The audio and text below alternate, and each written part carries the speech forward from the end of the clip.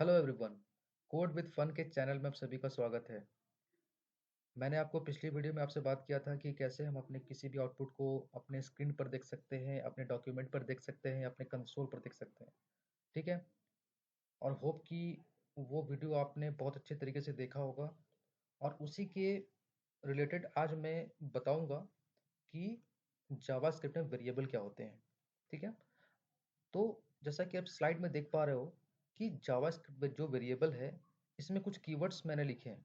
ठीक है। इसमें लिखा है मैंने where keywords, let keywords and const keywords. Okay.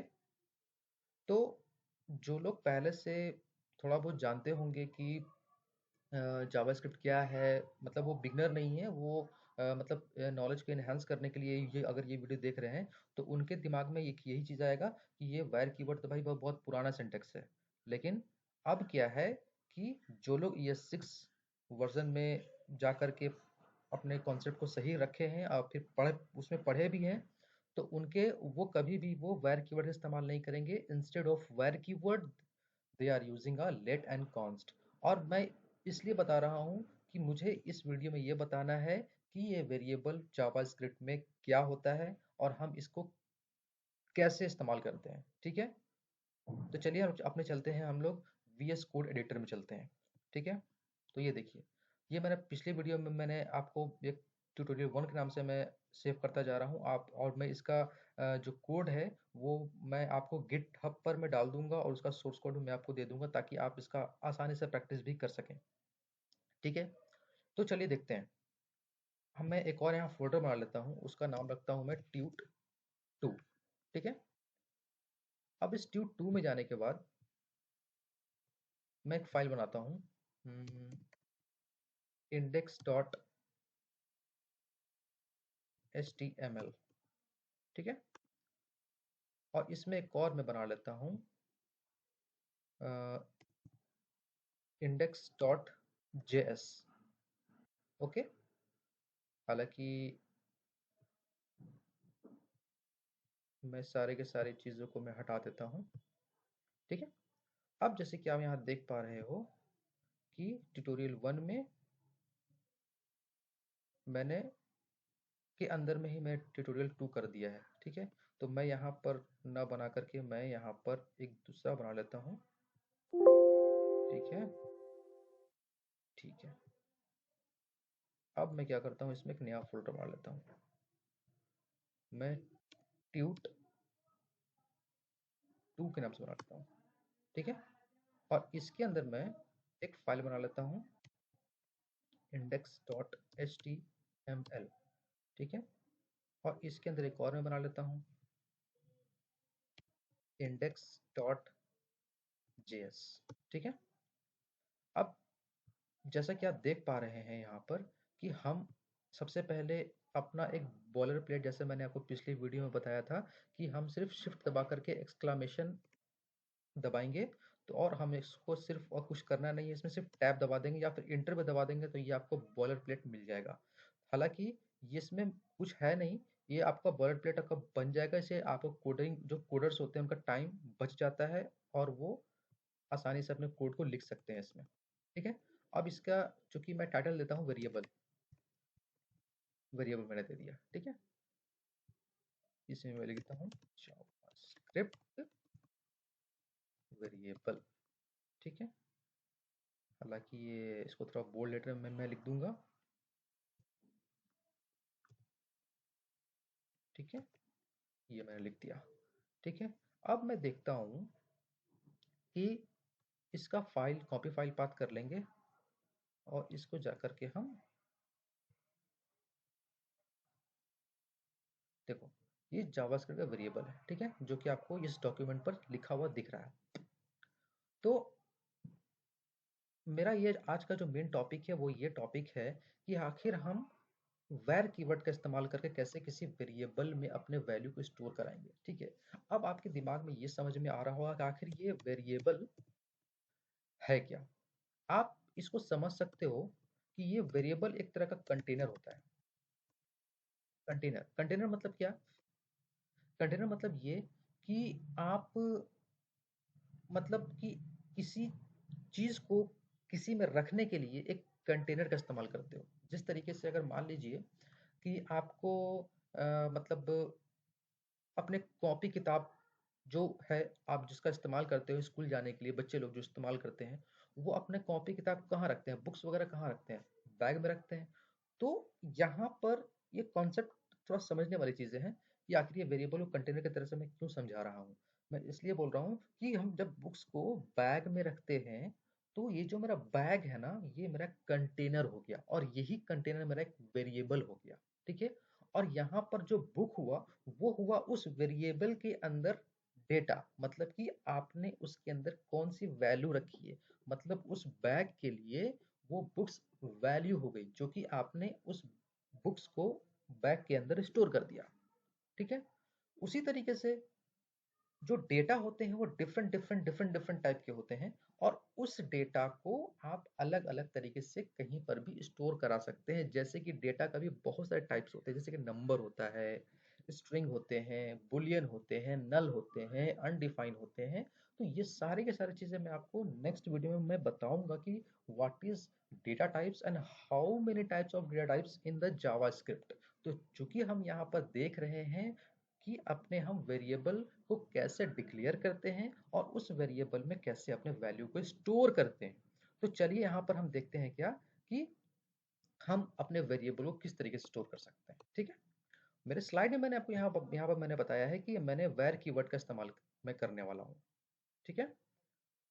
तो चलिए यहाँ पर मैं क्या करता हूँ कि मैंने एक वेर कीवर्ड, मतलब कि आपका जावास्क्रिप्ट का इंजन ये समझ जाएगा कि जो यूजर है कोई ना कोई एक वैल्यू स्टोर करने वाला है। ठीक है? आपने वेर कीवर्ड तो आपने दे दिया, और उसके बाद आप एक इसका नाम रख दो, सपोज करते हैं ए। ठीक है? ए इज इक्वल टू 10 पुट कर देते हैं इसमें। मतलब ये हुआ कि आपने ए वेरिएबल में 10 पुट कर दिया है। मतलब ये कि अब आपका जावा स्क्रिप्ट का जो इंजन है, जो कंपाइलर है, वो अब ए इज इक्वल टू 10 ही समझेगा। ठीक है? अब इसको मैं देखूंगा कि हाँ भाई, ये मेरा वैल्यू ए में 10 स्टोर हुआ है कि नहीं, इसे मुझे देखना भी तो है। तो इसको मैं देखूंगा कैसे, कंसोल डॉट लॉग। ठीक है? अब इसके अंदर मैं ए पास कर दूंगा, ये मैंने पास कर दिया। अब मैं इसको सेव कर लेता हूँ। ठीक है? अब अब मुझे इसका देखना है कि इसका आउटपुट मुझे दिख रहा है कि नहीं दिख रहा है। तो मैं क्या करूंगा कि मैं वापस से चलूंगा और अपने इस पेज को रिफ्रेश करूंगा। चूंकि मैंने यहाँ पर कंसोल में अपने अपने वैल्यू को देखना है, तो मैं क्या करूंगा कि इसमें जाऊंगा, और जाने के बाद इसमें मैं राइट क्लिक करके इंस्पेक्ट में जाऊंगा, और इंस्पेक्ट में जाने के बाद यहाँ पर पहले करता हूँ कंसोल। तो कंसोल में देख रहे हो कि आपको कुछ भी आउटपुट नहीं मिल रहा है। उसका पीछे कारण है, मैं इसलिए बता रहा हूँ कि कारण ये है कि हमने अपने जावा स्क्रिप्ट के फाइल को इस HTML फाइल के साथ कनेक्ट नहीं किया है। तो हम क्या करेंगे, इसमें जाएंगे और बॉडी टैग में जाने के बाद हम एक स्क्रिप्ट टैग जो है वो हम लेंगे, और इसके अंदर अपने हम उस index.js को पास कर देंगे, जैसे index.js। ठीक है? अब क्या हुआ कि ये आपकी जो फाइल है index.js, ये आपकी इस वाले फाइल के साथ अटैच हो गई है। मतलब ये कि अब जो भी आप इसके अंदर लिखोगे, वो इसका कोड इस HTML में रिफ्लेक्ट होगा और आपको इस डॉक्यूमेंट पेज पर दिखेगा, और इसके बैकग्राउंड में चल रहे कंसोल पर भी दिखेगा। अब मैं क्या करता हूँ कि इसको रिफ्रेश करता हूँ। तो देखिए यहाँ पर क्या है कि अब आपको जो मिल रहा है, आपको वैल्यू मिल रही है। ठीक है? देखिए यहाँ पर आपको मिल रहा है 10 वैल्यू। ठीक है? चलिए, अब क्या है कि अब क्या है कि ये आपने देख लिया कि कंसोल पर आपने अपने वैल्यू को देख लिया। ठीक है? अब जैसे कि मान लेते हैं कि आप कह सकते हो कि भैया आपने तो एक नंबर को स्टोर कराया है, तो अगर आप चाहो तो variable b is equal to अपना नाम भी प्रिंट करा सकते हो। जैसे कि मैं यहाँ पर नाम लिखता हूँ, अपने चैनल का नाम लिखता हूँ, कोड विथ फन। ठीक है, अब क्या आप ये बोल रहे हो कि भैया आपने इसको तो 10 को यूं ही लिख दिया और इसको आपने इन्वर्टेड कॉमा में लिख दिया। वो ऐसा क्यों लिखा मैंने? वो इसलिए लिखा क्योंकि ये जो है आपका कोई भी नाम वो एक स्ट्रिंग होता है और आपको स्ट्रिंग को डबल इन्वर्टेड कॉमा में लिखना है ताकि आपका जावा स्क्रिप्ट का जो इंजन है उसको स्ट्रिंग कंसिडर करे। मतलब स्ट्रिंग भी आपका एक तरह का डेटा टाइप है। अगर सपोज करते हैं कि आपने इसको इन्वर्टेड कॉमा में नहीं लिखा, सीधे लिखा कोड विथ फन। ठीक है, तो देखो यहां पर क्या है कि आपको इसके नीचे में अंडरलाइन भी आ रहा है। ठीक है, और आपको यहाँ पर ये अलर्ट भी कर रहा है कि भैया आप एक बार चेक कर लो कि भाई ये सही है कि नहीं। तो अब हम क्या करते हैं कि इसका हम आउटपुट देखते हैं। आउटपुट देखेंगे तो इसका मुझे ये मिलेगा कि this is not a data type. ठीक है, लिखेगा डेटा टाइप सिंटेक्स एरर, उस तरीके के इस तरीके से कुछ आपको शो करेगा। तो मैं क्या करता हूँ, देखो यहाँ पर एक देखिए इसमें लिख रहा है क्या कि uncaught syntax error unexpected token with okay. मतलब ये कि हमने कुछ चीजें जो है इसमें मिसिंग रखी है। वो क्या मिसिंग रखा है मैंने? एक यहाँ पर मैंने इन्वर्टेड कॉमा नहीं दिया है। ठीक है, अब मैं इन्वर्टेड कॉमा दे दिया हूँ। अब मैं इसको सेव करता हूँ और मैं वापस से जाता हूँ और देखता हूँ क्या मुझे ये रिफ्लेक्ट होकर मिल रहा है। देखिए मुझे नहीं मिल रहा है।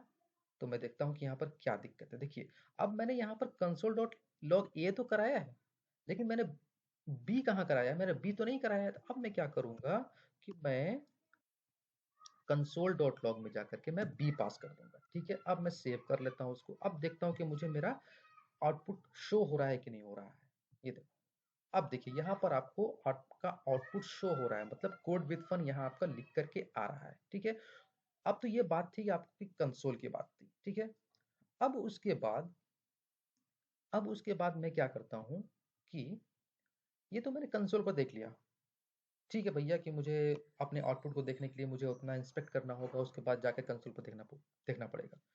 तो क्यों ना इतना मुझे नहीं करना है और मैं चाहता हूँ कि डॉक्यूमेंट पे मैं देख सकूँ। ठीक है, तो अब मैं क्या करता हूँ कि डॉक्यूमेंट, अब मैं डॉक्यूमेंट पर देखता हूँ। तो मैंने पिछली वीडियो में आपसे बात किया था, कहा था कि आपको डॉक्यूमेंट पर कोई भी डेटा देखना है तो आपको उसके लिए क्या करना पड़ेगा, document dot right, document dot right. इसके अंदर मैं पास कर दूंगा बी। मैं कोड विथ फन देखना चाहता हूँ। ठीक है, तो बी में मेरा क्या है? बी में मेरा क्या है? बी में मेरा क्या है? कोड विथ फन है। अब मैं क्या करूंगा कि वापस से अपने ब्राउजर पर चलूंगा और अपने ब्राउजर को रिफ्रेश करूंगा। देखो यहां पर अब आपको मिल रहा है, आपको वही कोड विथ फन जो कंसोल डॉट लॉग में मिल रहा था, कंसोल में मिल रहा था, अब वो आपको डॉक्यूमेंट पर दिखने को मिल रहा है। ठीक है, होप कि आपको यहां तक समझ में आया होगा। अब क्या करते हैं कि अब मैं अपने स्लाइड पर चलता हूं और देखता हूं कि इसमें एक और कीवर्ड है, वो है लेट एंड कॉन्स्ट। ठीक है, तो आप ये आपके दिमाग में ये आ रहा होगा कि भाई जब हम वेरिएबल को डिक्लेयर कर रहे हैं वेर के कीवर्ड के थ्रू, तो हमको लेट एंड कॉन्स्ट की जरूरत क्यों क्यों हो मैंने क्यों आन पड़ी हमको। ठीक है, तो इसका जरूरत मैं आपको यहाँ बताता हूँ क्यों पड़ी। ठीक है, सपोज करते हैं मैं इसको यहाँ से हटाता हूँ। आपने var a is equal to 10 लिखा है। ठीक है, मतलब ये कि अब ए के अंदर 10 के अलावा और कुछ हम नहीं कर सकते। मतलब कि आपने इसको ए में 10 को पुट कर दिया। ठीक है, लेकिन वेर कीवर्ड क्या करता है ना, वेर कीवर्ड क्या करता है कि वेर अगर आप ए इज इक्वल टू 40 देते हो, ठीक है, सॉरी, अब आप इसको देते हो var a is equal to 40। ठीक है, तो अब बताओ, जैसे कि मैं करता हूं कंसोल, मैं करता हूं कंसोल, मैं कंसोल करके मैं इसमें पास कर देता हूं ए। अब आप बताओ कि इसमें जो हमारा जो वैल्यू प्रिंट होगा वो कौन सा प्रिंट होगा। मैंने यहाँ पर value a is equal to 10 भी दिया है और value a is equal to 40 भी दिया है। अब आपसे मैं पूछूंगा तो आप यहाँ पर कंफ्यूज हो जाओगे कि आप यहाँ पर वैल्यू ए में 10 भी रख रहे हो और 40 भी रख रहे हो। आखिर मेरा जो कंटेनर है वो तो मेरा एक ही है। ठीक है, तो मुझे ये कौन सी वैल्यू देगी? ठीक है, चलो देखते हैं। अब मैं क्या करूंगा कि इसमें इंस्पेक्ट में जाऊंगा और कंसोल पर जाकर मैं देखूंगा कि आखिर क्या हो रहा है। देखिए यहाँ पर क्या हो रहा है कि मुझे आउटपुट 40 मिल रहा है। इसके पीछे कारण ये है, रीजन ये है इसके पीछे का कि हम अपने वेरिएबल ए में जो वैल्यू स्टोर किया है उसको हम मॉडिफाई कर सकते हैं। मतलब ये कि पहले तो मेरा value a is equal to 10 था, ठीक है, लेकिन अब मैं चाहता हूं कि मेरा वैल्यू ए में 10 ना रहे, मेरा वैल्यू 40 हो जाए, ठीक है। तो हम where कीवर्ड का इस्तेमाल करके जब हम वेरिएबल को डिक्लेयर करते हैं तो हम अपने वैल्यूज को अपडेट कर सकते हैं, मॉडिफाई कर सकते हैं, ठीक है। इसी तरीके से अगर हम where a is equal to, अगर हम इसमें अगर अपना नाम देते हैं कोड विथ फन, अब बताओ कि मेरा कौन सा वैल्यू आएगा। चलो देख लेते हैं। देखो, मतलब ये कि आप अपने वैल्यू को मॉडिफाई करते जा रहे हो, करते जा रहे हो, करते जा रहे हो, तो आपको वही चीज आपको रिफ्लेक्ट होके मिल रही है। मतलब ये कि जो आपने, अगर आपने 4 बार वैल्यू दिया, 4 बार मॉडिफाई किया, जो हमारी लास्ट वैल्यू होगी ना, वही कंसिडर करेगा आपका वैल्यू। मतलब ये कि आप अपने वैल्यूज को मॉडिफाई कर रहे हैं जो आपने वेरिएबल में डिक्लेयर किया है, ठीक है। तो ये एक तरह से देखा जाए तो एक टेक्निकली बग है ये, ठीक है।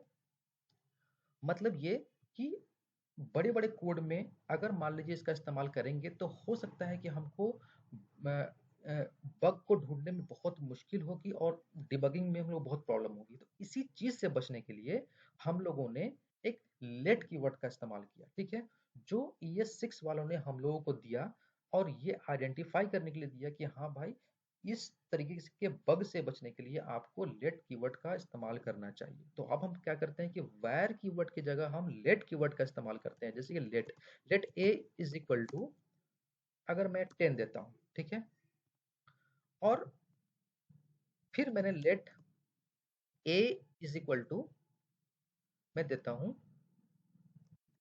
कोड विथ फन, ठीक है। तो आप देख सकते हो आपका जो एडिटर है ये भी आपको अलर्ट कर रहा है अंडरलाइन करके। ये जो लाल रंग का जो अंडरलाइन करके बता रहा है कि भाई अलर्ट हो जाओ, आपको एरर मिलने वाली है। तो मैं सेव करता हूँ इसको, और सेव करने के बाद मैं इसको देखता हूँ कंसोल पर। कंसोल पर क्या बता रहा है ये, ठीक है, कंसोल पर क्या बता रहा है।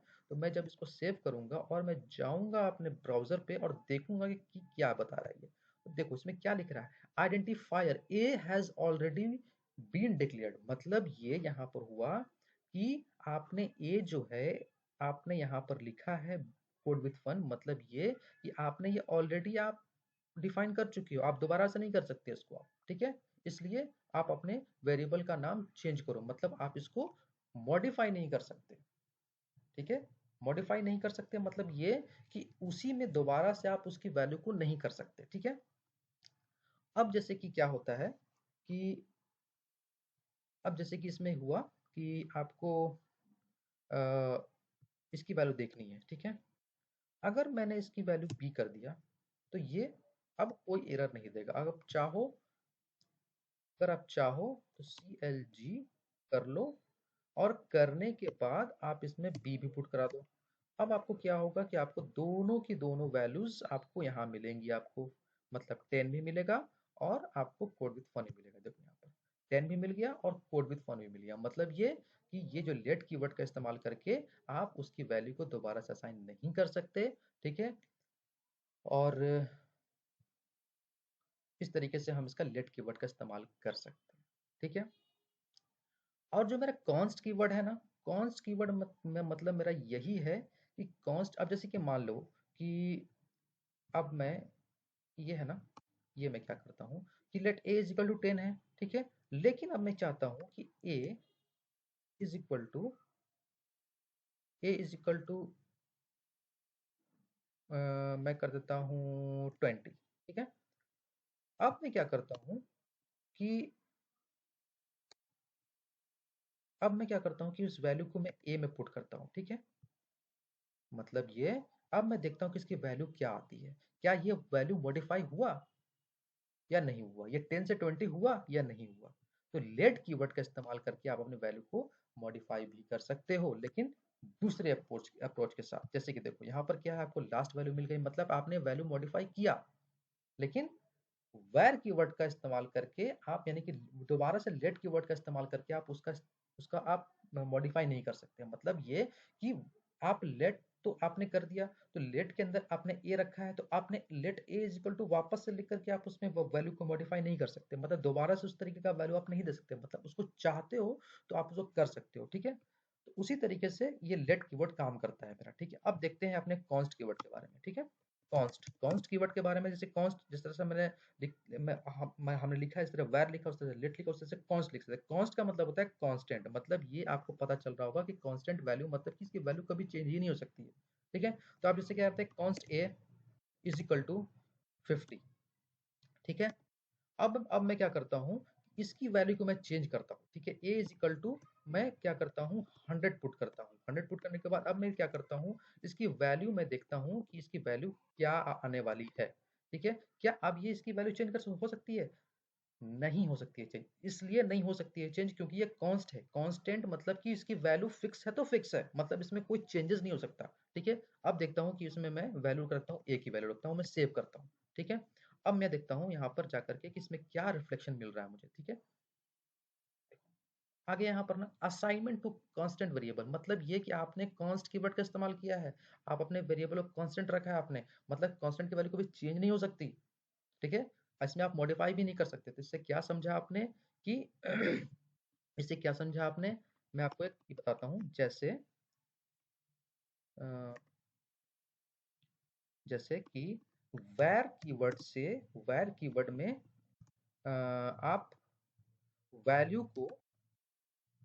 को आप रीअसाइन कर सकते हो, असाइन कर सकते हो, रीअसाइन कर सकते हो, बराबर। और लेट कीवर्ड में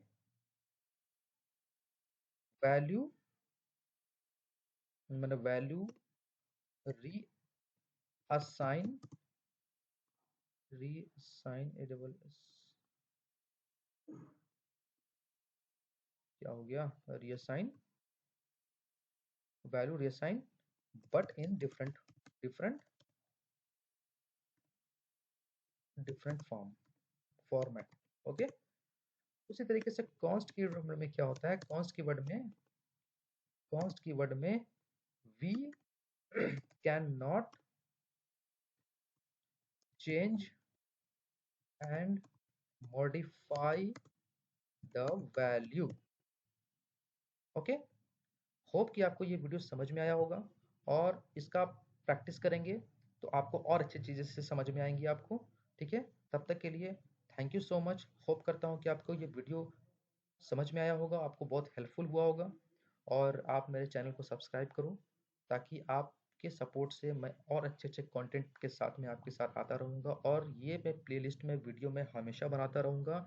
और किसी तरीके का प्रॉब्लम अगर आपको आपको हो, तो बिल्कुल आप मुझसे कमेंट बॉक्स में पूछ सकते हैं, और पूछ करके आप मुझसे उसका सॉल्यूशन भी ले सकते हैं। Thank you so much.